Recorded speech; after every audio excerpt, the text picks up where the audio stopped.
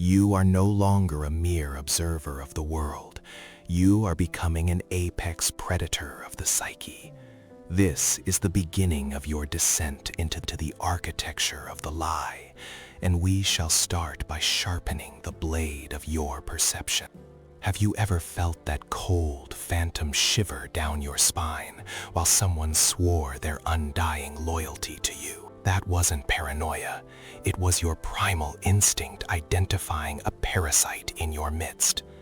Most people live their entire lives blind, deaf, and dumb to the betrayals happening inches from their faces.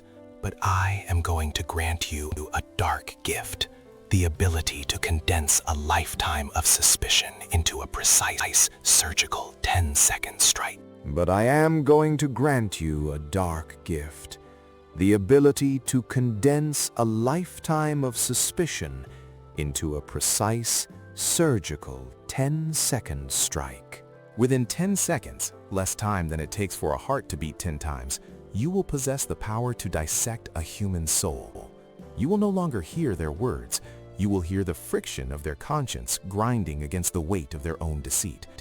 The promise is bold, almost terrifying, to become a human lie detector.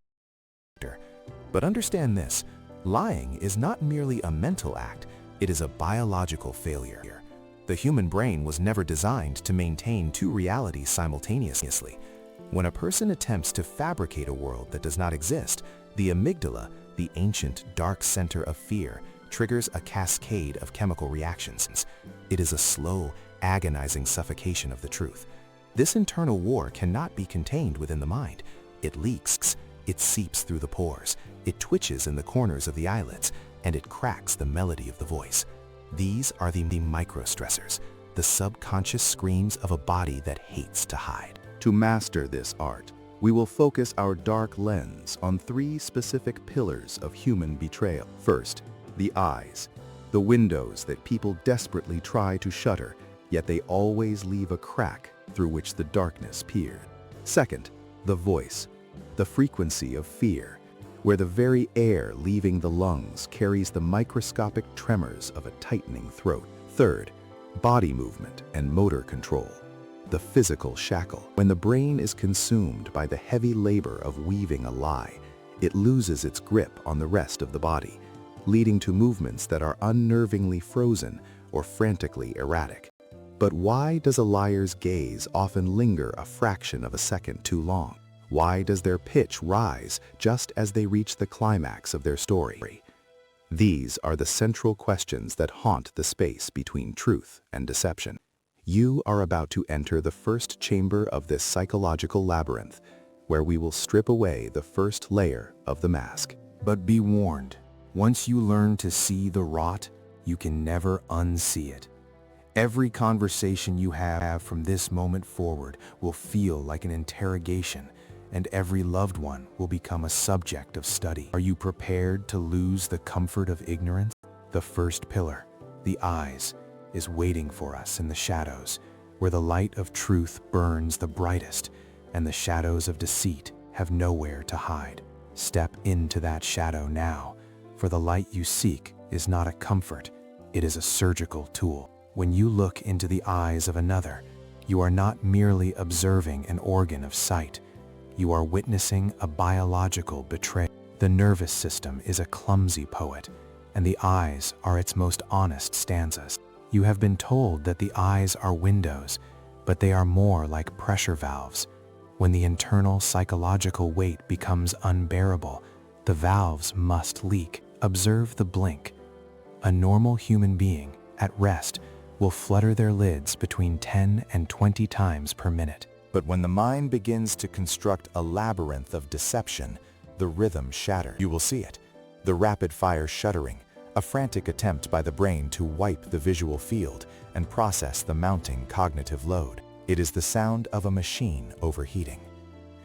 Yet there is a far more sinister variant. The predator, the calculated deceiver, may exhibit what we call the snake stare. They stop blinking. They suppress the natural urge to moisten the eye, freezing their gaze in a desperate attempt to appear calm. They are fighting their own anatomy, and in that stillness, you should feel a cold shiver. Why would a man force his eyes to stay open until they sting? What is he so afraid you might see if he closes them for even a fraction of a second? Then there is the myth of the wandering pupil. You have likely heard the whispers of up and to the left or down and to the right, the pseudoscience that promises a map to the soul. Forget these rigid compass points. The reality is far more visceral. Directional movement is not about a specific coordinate. It is about the cognitive search.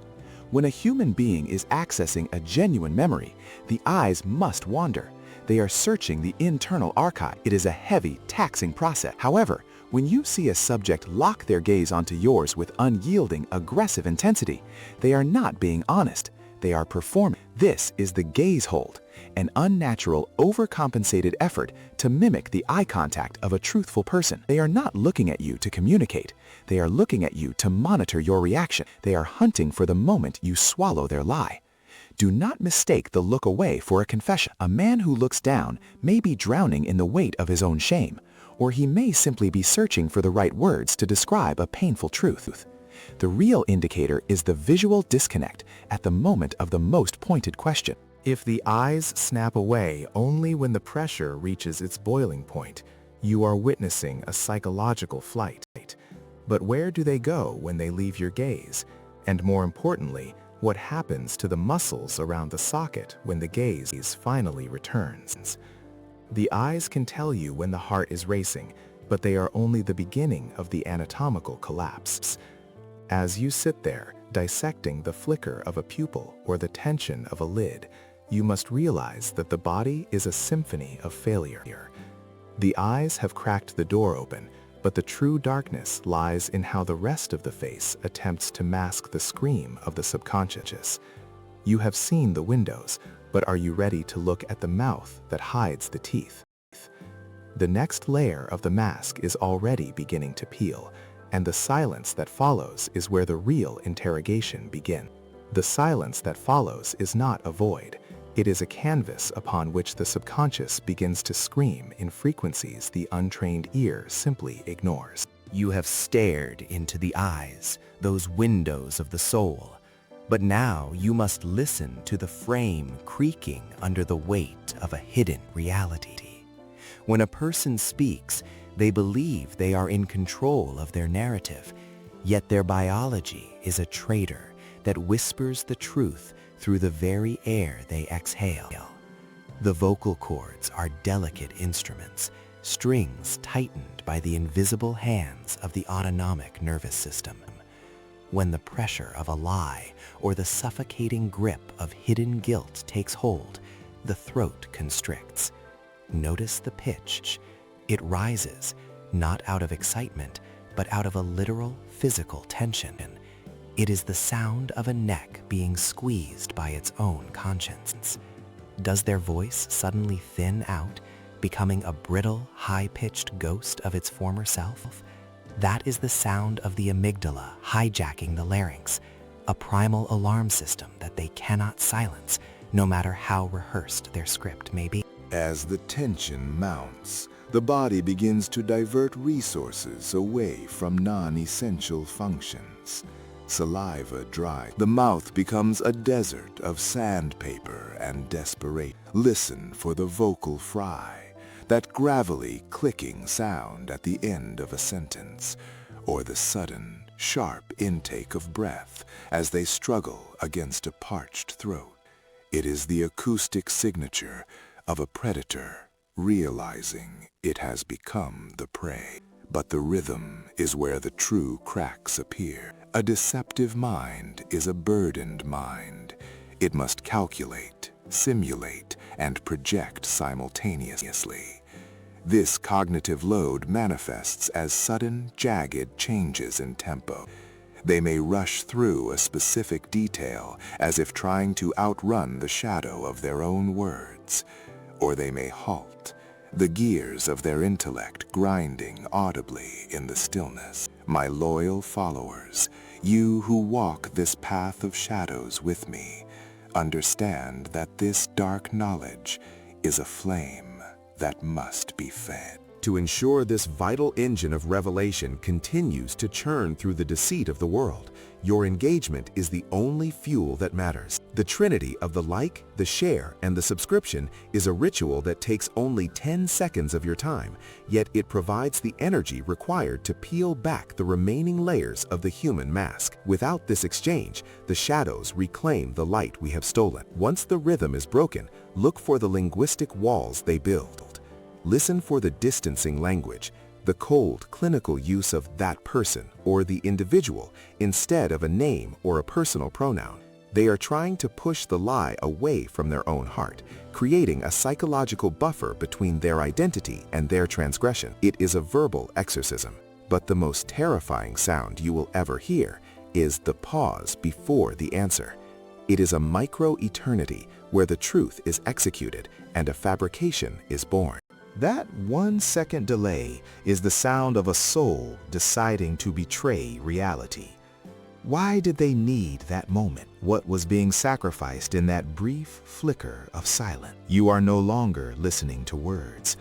You are listening to the architecture of a facade. Yet, even as the voice falters and the words distance themselves from the speaker, the body remains, waiting to reveal a much deeper, more visceral betrayal. The sound is merely the herald. The physical manifestation of their undoing is already beginning to leak through their very skin, and you are about to see exactly where the blood of the lie begins to pool. The pool is not stagnant, it ripples. As you stand before them, you are no longer a mere observer of a conversation. You are a witness to a biological insurrection. Their mind is desperately trying to maintain the fortress of a lie, but the nervous system is a traitor. It is a flash of raw, unfiltered truth that lasts no more than 1/25th of a second. It is the sneer of contempt that vanishes before you can blink, or the flicker of soul-crushing sadness it only knows how to survive. When you see that momentary spasm, you are seeing their true face, the one they have spent 30 years trying to bury. But do not strike yet. The micro-gesture is merely the crack in the glass. The shattering is yet to come. It only knows how to survive.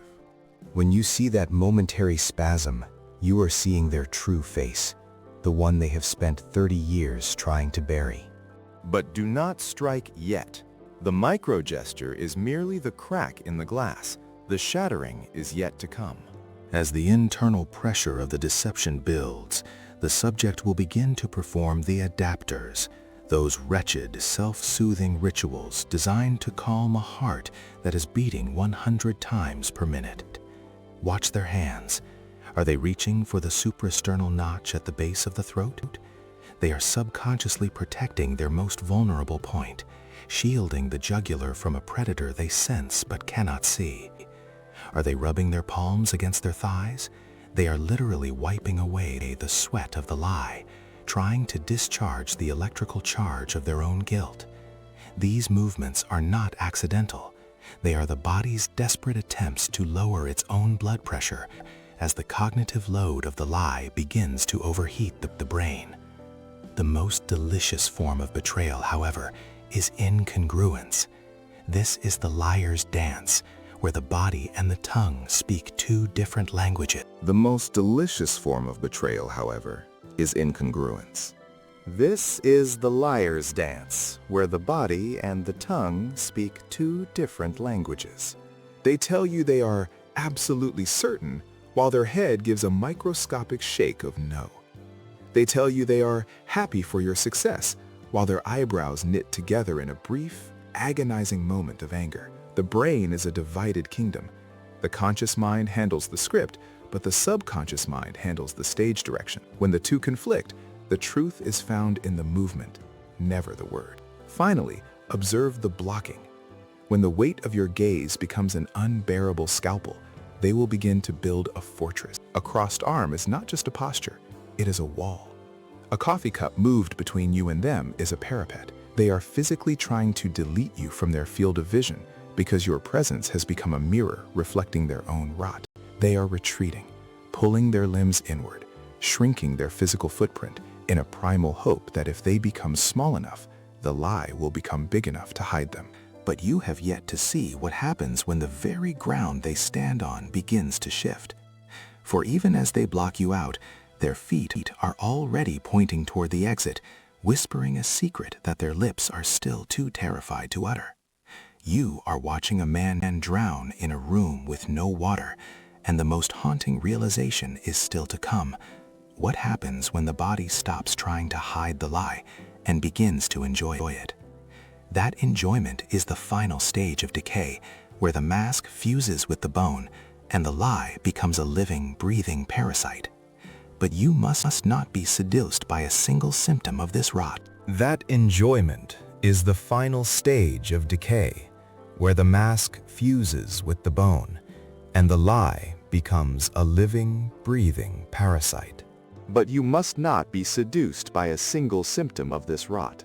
To look at a solitary twitch of the lip or a restless finger is to stare at a single falling leaf while the entire forest is being consumed by fire. You are the architect of a psychological autopsy. The secret to your ascension as a master observer lies in the brutal synthesis of the three pillars: the face, the body, and the voice. If these three do not sing the same mournful tune within that critical 10-second window, you are witnessing a soul in the midst of a violent internal fracture. One sign is a fluke. 2 signs are a coincidence. 3 signs, occurring in a cluster of incongruence, are a confession written in the invisible ink of the nervous system. You must learn to see the world not as people, but as a series of biological contradictions. When the mouth offers a smile of polished white teeth, but the eyes remain cold and static, you have found the first pillar of the lie. When the voice rises in a frantic defensive pitch while the hands are tucked away, hidden like a murderer's weapon, you have found the second. And when the torso leans toward you in a mock display of intimacy, yet the feet are already pointed toward the darkness of the hallway, the third pillar has crumbled. In those 10 seconds, the truth is not whispered, it screams through the gaps in their performance. This is the burden of your new identity. To walk among the living as a human lie detector is to realize that most conversations are merely polite fictions, a thin veil draped over a pit of jagged intention. You are no longer part of the herd. You are the one who counts the heartbeats of the prey. Your challenge is simple yet terrifying. For the next 3 days, do not listen to a single word spoken to you. Instead, watch the leakage.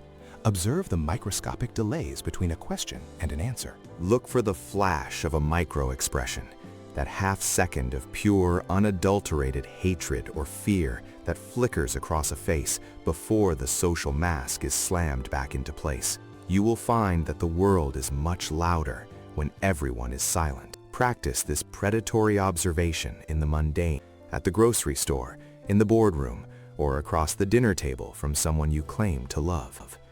You will begin to see the tells everywhere. The way a collar is adjusted when a certain name is mentioned, or the way a throat constricts as a fabrication is swallowed. You are integrating these cues into a singular, lethal intuition. You are becoming a master of the 10-second window, a span of time where the subconscious is forced to choose between the safety of the lie and the exhaustion of the truth. But as you refine this blade, as you sharpen your gaze to pierce through the most sophisticated facades, a cold realization will begin to settle in your marrow. Once you have mastered the art of seeing every lie, what happens when you turn that gaze inward and realize that your own reflection has been lying to you all along? And more importantly, what is the one thing the body can never hide, even when the mind has finally surrendered to the darkness?